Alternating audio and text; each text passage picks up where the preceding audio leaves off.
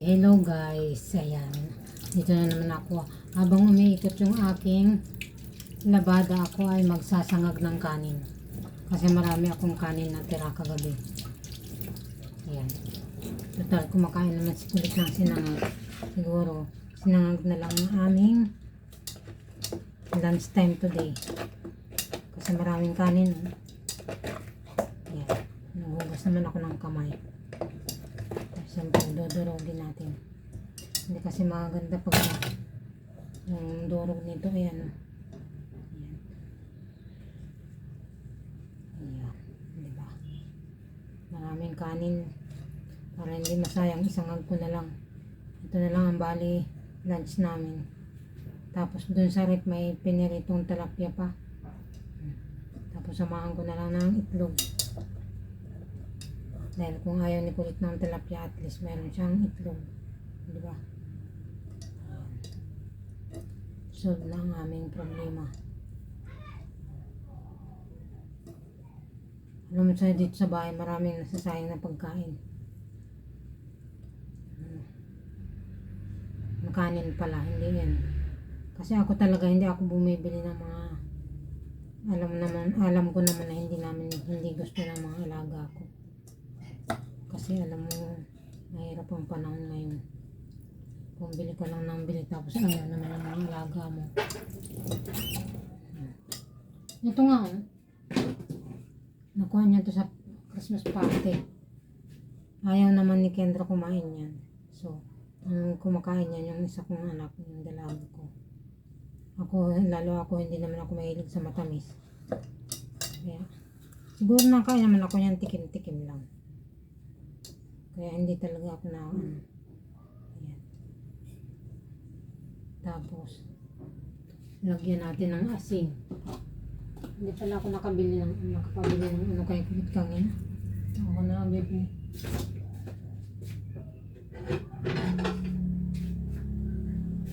Tapos may isda dito.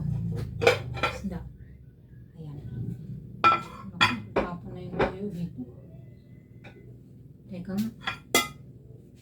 Ano ko ito lulutuin? Toyo na eh. Ayan.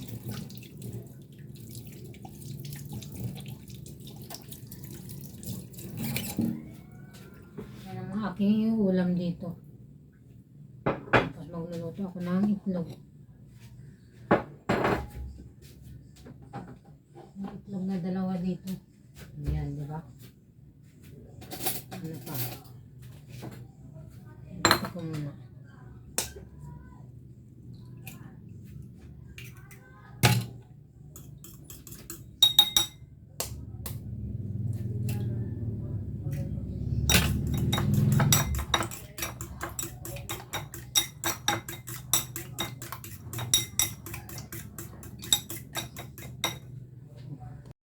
Magluluto muna ang iyong mudra ha. Ay nagugutom naman din ako. Hindi kasi ako kanina nagkape. Hindi ako nag-almusal, nagkape lang ako. Yung kape ko kanina malamig pa. Kaya ngayon ako magkakape. So,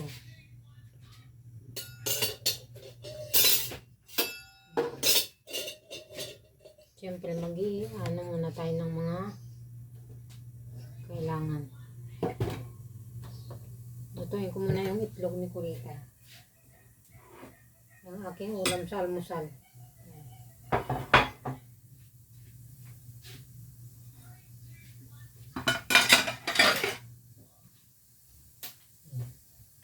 Ganyan lang ang buhay. Ano pa bang ulam dito? Wala na, hindi pa ako nabili ng mga ano dito sa rep. Kasi ano, gatas.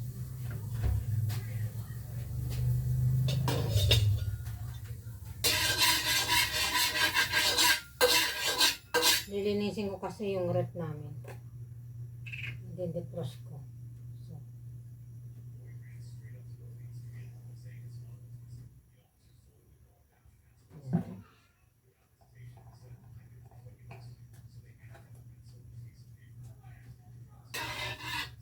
Ay.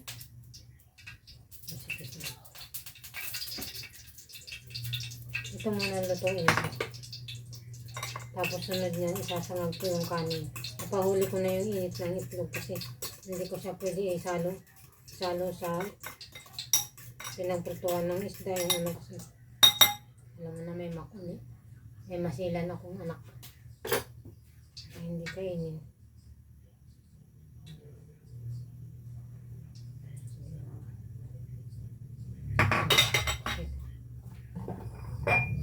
Masyado yata na dami yung mantika. Bawasan natin.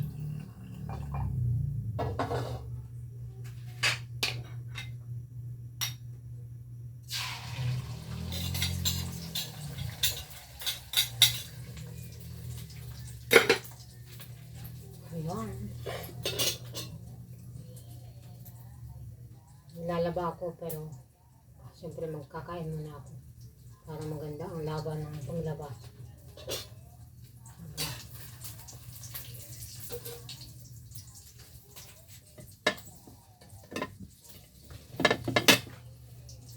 Ano lang ilagay ko.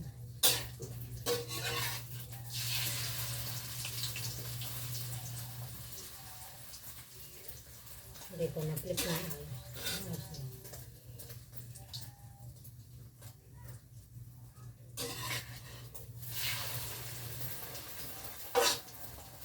So naman ikulit yun, may sunog-sunog eh.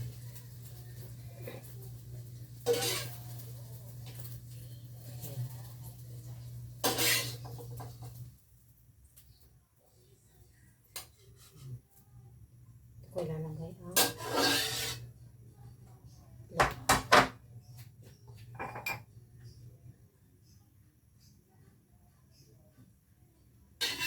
kunting mantika lang. Pag ako nagsasangay, ayoko na maraming mantika. Kunti pa.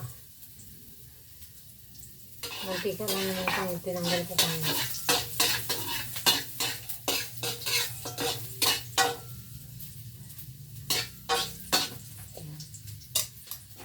Sinanggal.